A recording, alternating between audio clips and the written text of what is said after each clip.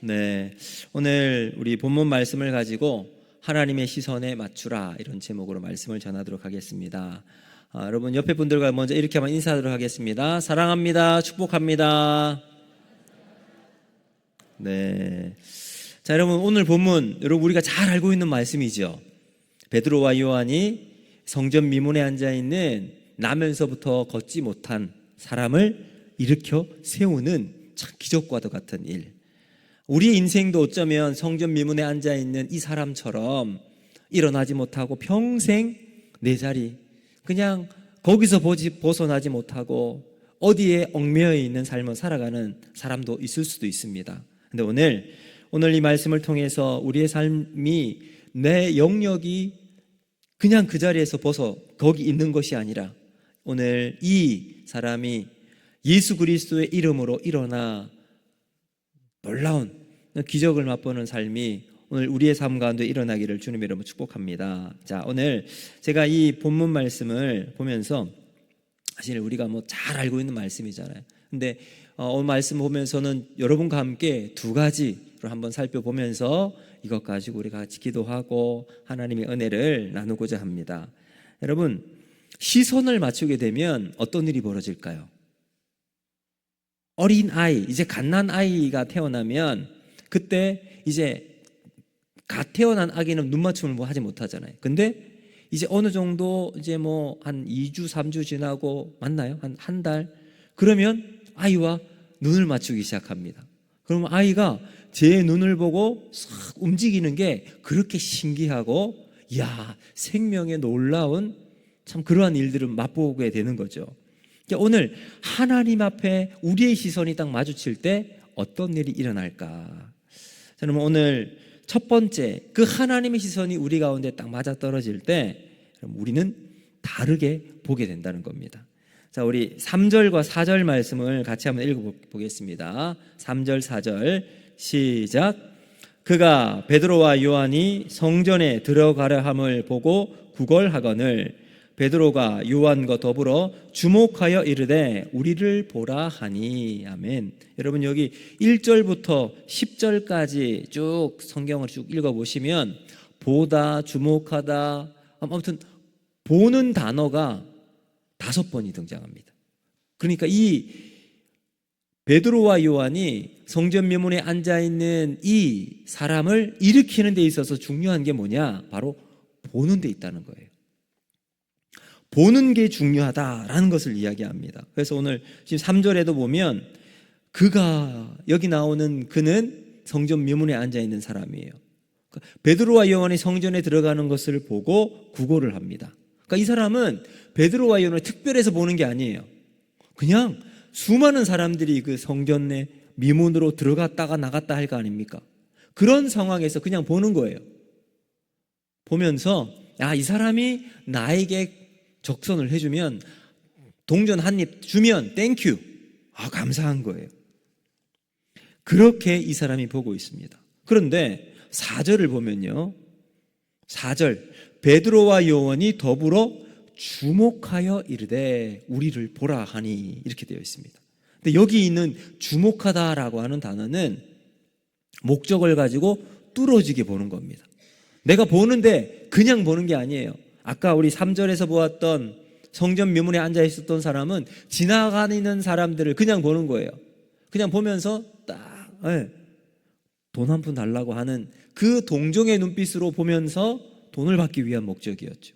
근데 지금 4절에서는 베드로와 요한이 미문에 앉아 있는 이 사람을 주목해서 보고 있습니다. 주목해서 보고 있다.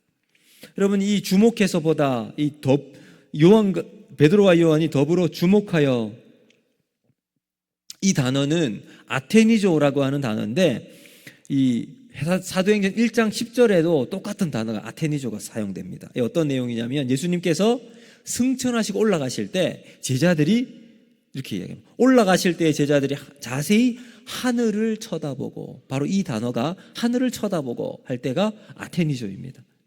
무언가 특별하게 눈길을 끌만한 일로 사람들의 시선을 사로잡아서 거기에 시선을 떼지 않고 계속해서 목적을 가지고 바라보는 거예요. 자, 그런데 여러분 왜 베드로와 요한은 이 거린에게 주목해서 아테니조 하면서 보고 있을까요? 이유가 있을 거 아닙니까? 그런데 우리가 이 왜 베드로와 요한이 성전 묘문에 앉아있는 사람을 주목해서 보고 있을까? 여러분, 사실 베드로가 누굽니까? 바로 앞에 2장을 보면 오순절에 성령의 역사가 일어났습니다. 성령의 역사로 말미암아 수많은 사람들이, 거기 있는 120명의 사람들이 다 성령을 깊이 체험합니다. 충만한 성령을 받고 그들이 가운데 막 불덩이가 떨어지게 되었습니다. 그런 중에 이제 베드로가 그들 가운데 탁 일어나서 설교를 합니다. 베드로가 설교를 할 때 그 자리에 있었던, 또 바로 베드로가 거기서 일어나서 또 가서 회당 성전으로 들어가서 거기에서 하나님 말씀, 예수님의 십자가와 부활의 사실을 전했을 때 여러분, 회개하고 돌아온 사람이 3,000명이나 되었습니다. 자, 그런 베드로가 지금 예루살렘 성전 안으로 들어가고 있잖아요. 그렇다면 여러분, 이 거리는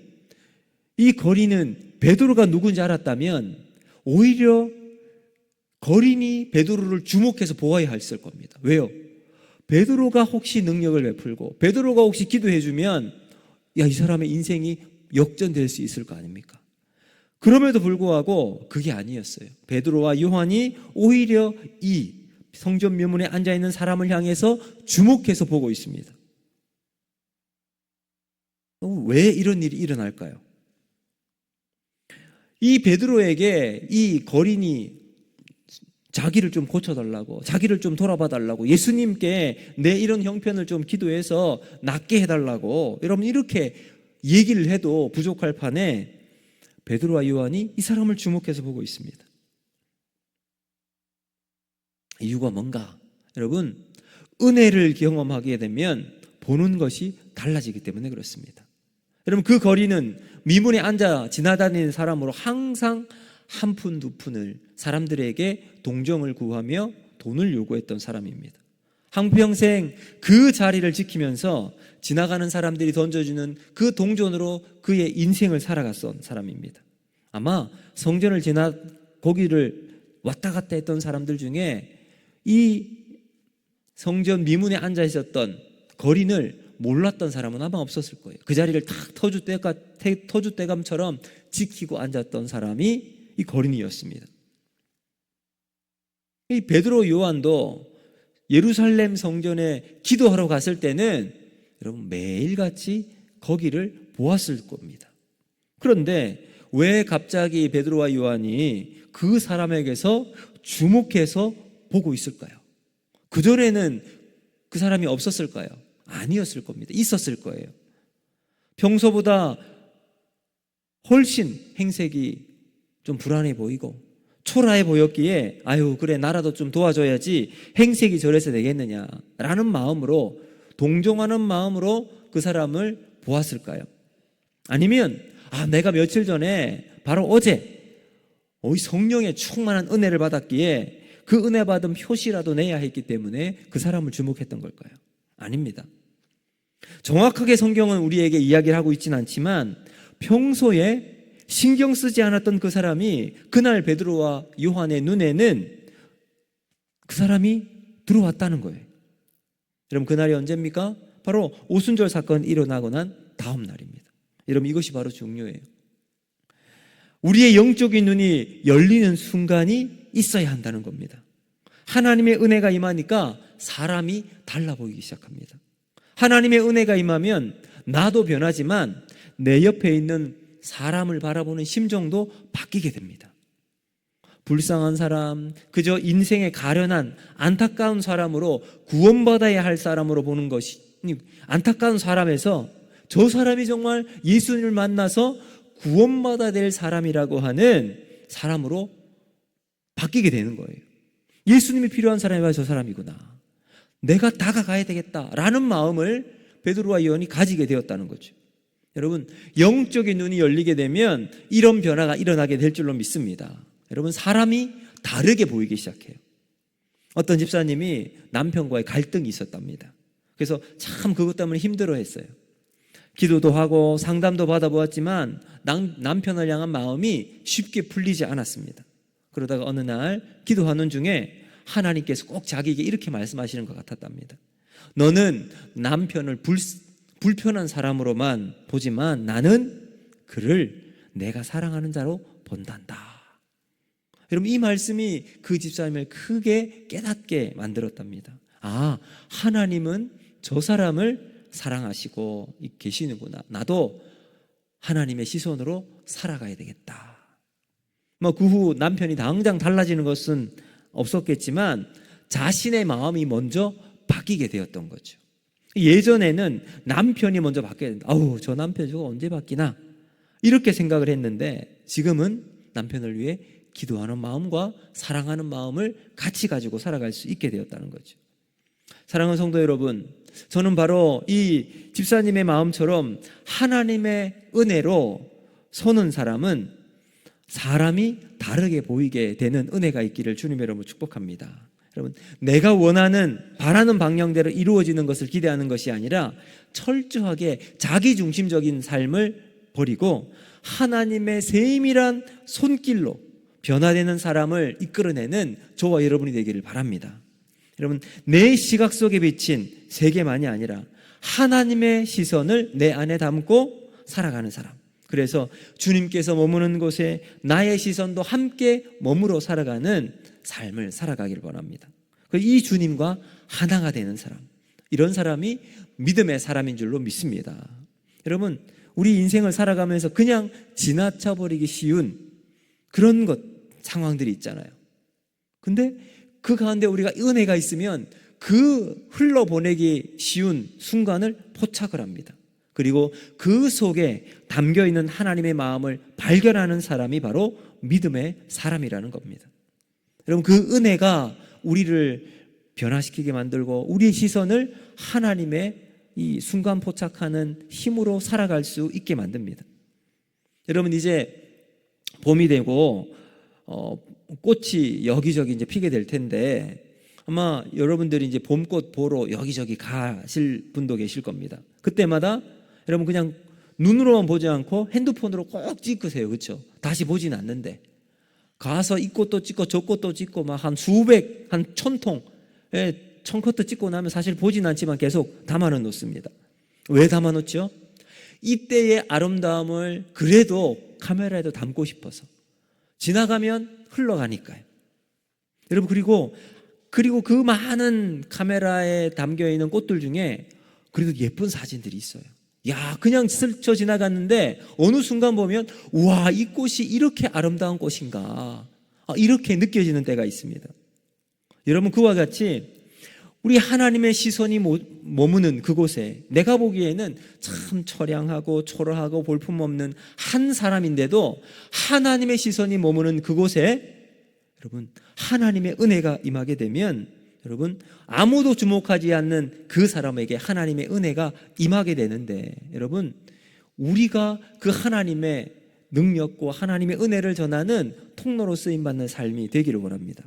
하나님의 시선은 그 사람에게 고정되어 있어요. 그리고 놀라운 일을 계획하시고 일하시게 될 것입니다. 그때 어떻게 일하실까요? 바로 하나님이 택하신 사람을 통해서. 오늘 본문은 베드로와 요한이 그 하나님의 일에 쓰임받고 있습니다. 하나님의 시선에 포커스를 맞추는 사람을 통해서 하나님은 그 일을 만들어 나가십니다. 하나님이 무엇을 관심을 가지고 계시는지, 무엇을 보고 계시는지 집중하는 것을 통해서 하나님은 일하실 줄로 믿습니다. 오늘 본문에 나오는 베드로와 요한이 하나님의 도구로 쓰임 받았던 것처럼 오늘 우리도 하나님 안에서 이 하나님의 일에 쓰임 받는 삶을 살아가기를 주님의 이름으로 축복합니다. 자, 그러면 여러분이 하나님의 은혜를 경험한 사람은 어떤 현상이 일어날까요? 바로 관심의 대상이 바뀌게 됩니다.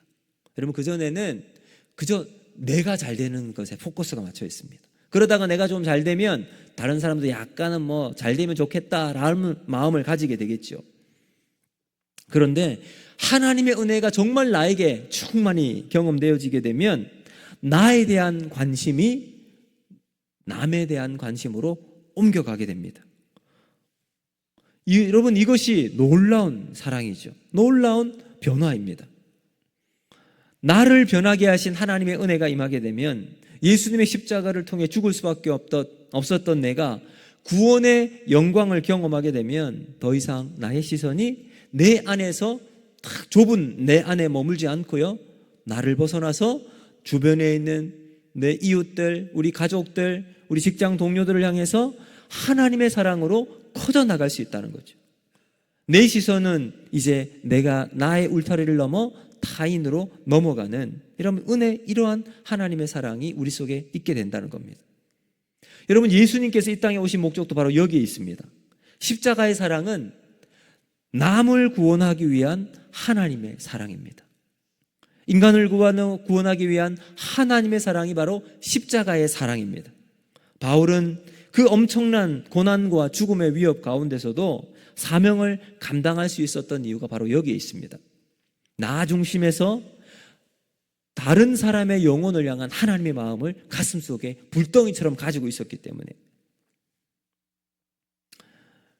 여러분, 한국의 슈바이처라고 불리는 장기르 박사님, 아마 여러분도 잘 알고 계실 겁니다. 1950년 6.25 전쟁을 겪고 이제 남한으로 내려옵니다. 그래 부산에 천막을 치고 무료 병원을 운영하게 됩니다. 하루에 100명 이상 사람들이 막 몰려와서 진료를 받고 또 치료를 해 주었습니다. 온 힘을 다해서 그들을 위해서 혼신의 힘을 다 쏟아 부었습니다. 그리고 복음 병원을 이제 세우게 되면서 그들에게 치료를 해 주는데, 가난한 환자들이 와서 치료비를 내지 못하면 자신의 월급을 대신해서 주고서도 치료를 해 주었던 박사님이십니다. 어떤 사람이 영양실조로 오니까 잘 먹어야 낫는 병이라고 하면서 처방전을 이렇게 썼다고 합니다. 이 환자에게 닭 2마리를 주세요. 이게 처방전이었답니다. 그럼 사랑하는 성도 여러분, 우리는 세상에서 어떻게 살아가야 할까요? 하나님의 은혜가 우리 가운데 있습니까? 그렇다면 우리도 하나님의 사랑을 증거하고 전해야 될 사명이 있는 줄로 믿습니다. 여러분, 신앙의 중요한 핵심은 전에 보이지 않았던 부분이 보이기 시작하는 거예요. 과연 내가 하나님의 은혜 가운데 살아가면 평범하게는 우리 주변에 살고 있는 분을 향한 관심이 바꿔지고 있습니까? 저 사람 내가 정말 뭐라고 할까, 견원지간, 막 원수는 아니지만 괜히 보기 싫고 미워하는 사람 있을 수 있잖아요. 근데 내 은혜가 나를 충만하게 채우면 미워하고 괜히 싫은 사람이 긍휼로, 은혜로 바뀌게 됩니다. 그 사람을 위해 기도하는 사람으로 바뀌게 되는 거죠. 여러분, 이러한 하나님의 사랑과 은혜가 저와 여러분 가운데 넘쳐서 우리 교회 가운데 예수 그리스도가 중심이 되어 그 사랑이 타인에게 전달되는 교회가 되기를 주님 여러분 축복합니다. 또 두 번째, 하나님과 시선을 맞추게 되면 본질을 깨닫게 된다라는 겁니다. 자, 우리 8절 말씀 같이 한번 읽어보겠습니다. 8절 시작. 뛰어서서 걸으며 그들과 함께 성전으로 들어가면서 걷기도 하고 뛰기도 하며 하나님을 찬송하니. 아멘. 자, 여러분, 이제 베드로와 요한이 그 사람의 손을 붙잡고 나사렛 예수 이름으로 일어나 걸으라 그러니까 이 사람의 다리가 힘이 탁 들어갑니다. 깨끗하게 낫게 된 역사가 일어나게 되었습니다. 자, 그리고 나면 여러분 얼마나 기쁠까요? 얼마나 행복할까요? 평생 일어서 보지를 못했는데, 걸어보지를 못했는데 그 자리에서 일어나게 됩니다. 그러니 주변에 있던 사람들도 깜짝 놀라게 되고, 아마 베드로와 요한도 야 진짜 일어날 줄 몰랐는데 일어나게 되는, 나도 깜짝 놀라는 그러한 느낌이 들지 않았겠습니까? 그런데 여러분, 그 놀라운 은혜를 경험했던 사람이 그 다음 행동이 무엇인지 8절에 이렇게 나오죠. 뛰어서서 걸으며 그들과 함께 성전으로 들어가면서 걷기도 하고 뛰기도 하며 하나님을 찬송하니. 이 성전 미문에 앉아 있었던 사람은, 성전은 어쩌면 자기 집보다 훨씬 더 오랜 시간 머물렀던 사람일 수 있습니다. 아침에 와서 저녁 늦지막하게 이제 해가 지면 그 사람 데리고 와서 집으로 이제 모시고 갈 사람이 있을 거 아닙니까? 그러니 뭐 아침, 점심, 저녁 할 것 없이 그냥 누가 거기에 딱 내려놓으면 평생 그냥 거기가 그 자리입니다. 그렇게 성전을 지키고 있었던 사람이었는데 그 이 사람에게 성전은 어떤 의미였을까요? 아마도 이 사람에게 있어서 성전은 생계의 수단. 이 사람, 지나다니는 사람들이 저 성전 안에 들어가서 하나님을 예배하고 하나님의 은혜를 받고 나오면 그래도 뭔가 마음에 하나님 오늘 나를 회복시켜 주셨어, 하나님의 은혜를 받았어 라고 하면 그래도 우리 마음속에 여기 나오는데 불쌍한 사람이 있으면 500원 할 거 1000원 하고 5000원 할 거 10,000원 할 수 있잖아요. 그래서 어쩌면 더 기쁘게 기도했을 수 있을 겁니다. 하나님, 저 성전에 들어가는 사람들이 나올 때 은혜 많이 받아서 더 많이 나에게 동전 주고 가게 해 주십시오. 결국 이 사람에게 있어서 성전은 좋은 직장이었을 겁니다. 그런데 8절을 보면요, 그 사람이 이제 자신의 다리에 힘이 들어가고 걷게 되면서 그들과 함께, 베드로와 요한과 함께 성전으로 들어가면서 걷기도 하고 뛰기도 하고 하나님을 찬송하고 있습니다. 여러분, 놀라운 일이죠. 성전은 자신의 일터였는데 그가 하나님의 은혜로 시선이 딱 맞아지게 되니까 그 다음 무슨 일이 일어납니까? 성전 안에 들어가 예배하는 사람으로 바뀌게 됩니다. 본질이 회복된 거예요. 성전의 본질, 그에게 성전은 본질이 아니었습니다. 생계, 수단, 목적이었어요. 그러나 성전의 본질, 그가 그 안에 들어가 하나님을 찬양하고 하나님을 예배하는 삶이 됩니다. 여러분, 여기에 들어가면서 8절에 성전으로 들어가면서라고 하는 단어가 에이스 에르코마이라는 단어입니다. 에이스는 전치사로 into, 어디 안으로의 뜻이에요. 에르코마이는 go, 가다예요. 그러니까 안으로 들어가는 거예요. 그러니까 여러분, 여기에 이 거린의 마음을 한번 생각해 보세요. 평생 성전 바깥에서 사람들에게 구걸을 하면서 살았는데 성전 안에서 저들이 은혜 받고 나올 때 자기에게 얼굴이 환한 표정으로 나오는 모습을 볼 때마다 아마 나도 저 안에서 예수님 만나고 저 안에서 하나님 만나고 예배하는 삶을 살아갔으면 얼마나 좋았을까, 이런 마음이 들지 않았겠어요? 그리고 자기가 맨 처음 다리에 힘을 얻고 걷게 되었을 때 가장 먼저 그 안에 들어갑니다. 성전 안에 들어가서 하나님을 찬송합니다. 여러분, 에이스 에르코마이, 이건 의도가 있는 거예요. 그 안으로 자기가 목적을 가지고 들어가는 겁니다. 그래서 그 성전에 들어간 이유가 뭐예요? 그 다음 나오잖아요. 하나님을 찬송했다. 여러분, 하나님을 찬송했어요. 성전이 달라졌습니다. 지금까지 한 번도 예배하지 못하고 찬양했지 못했던 자신을 돌아보며 이제는 내가 평생 해보지 못했던 하나님을 향한 찬송과 하나님을 향한 예배를 드리리라. 진실된 예배를 드리지 못했던 그의 삶 속에 마침내 성전은 예배하는 곳이 되었습니다. 하나님의 임재를 경험하는 곳이 되었다는 거죠. 본질이 회복되는 순간이었습니다. 여러분, 성전의 본질은 예배에 있습니다. 교회의 본질도 예배에 있는 줄도 믿습니다. 하나님 앞에서 참된 예배자로 살아가는 것, 그 예배를 통해서 하나님을 만나고 내 삶이 변화되어지고 하나님의 임재 가운데 살아가는 삶. 여러분, 새로운 시각으로 눈을 뜨게 되면 본질이 회복되게 될 줄로 믿습니다. 사랑하는 성도 여러분, 우리는 어떻습니까? 여러분은 어떻습니까? 혹시 저기 성전 미문에 앉아있는 그 사람과 같이 아직도 머물러 있지는 않습니까? 성전 가까이에는 있지만 옆에만 머물러 있는 사람으로 우리가 있지는 않습니까? 예배의 자리는 차지하고 있지만 하나님과 전혀 관계를 맺지 못한 채 내 인생을 평생 살아오지는 않았습니까? 다른 곳에 내 마음을 빼앗긴 채 시간만, 자리만 차지하는 우리가 되지 않기를 바랍니다. 그렇다면 이제 우리는 어떻게 해야 될까요?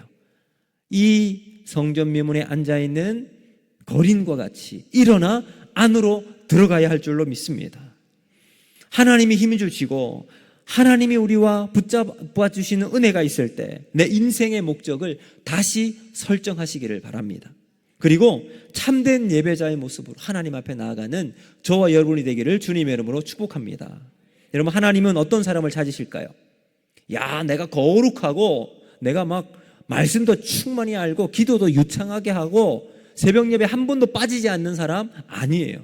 하나님이 찾으시는 사람은 상한 심령입니다. 갈급한 심령이에요. 우리 다시 한번 하나님이 사랑하시는, 우리를 사랑하시는 하나님의 사랑 앞으로 들어가시는 저와 여러분이 되기를 바랍니다. 그러면 우리는 하나님이 우리의 삶의 주인임을 인정하셔야 합니다. 내가 만들어 나가는 인생이 아니라 하나님이 만드시고 빚어나가는 인생이 되어야 되는 거죠. 그래서 내 모든 마음을 주님께 두는, 여러분, 이 참 따뜻한 마음, 참 부드러운 마음이 되어야 되는 거예요. 그래서 하나님 말씀이 내 안에 떨어지면 그 말씀이 옥토밭에서 씨가 열매를 많이 맺는 것처럼 오늘 내 마음이 부드럽게 하나님 말씀에 은혜 받는 삶이 되기를 주님의 여러분을 축복합니다. 자, 여러분, 디모데전서 6장 17절을 보면 이런 말씀이 있습니다. 내가 이 세대에게 부한 자들을 명하여 마음을 높이지 말고 정함이 없는 재물에 소망을 두지 말고 오직 우리에게 모든 것을 구히 주사 누리게 하시는 하나님께 두며라고 되어 있습니다.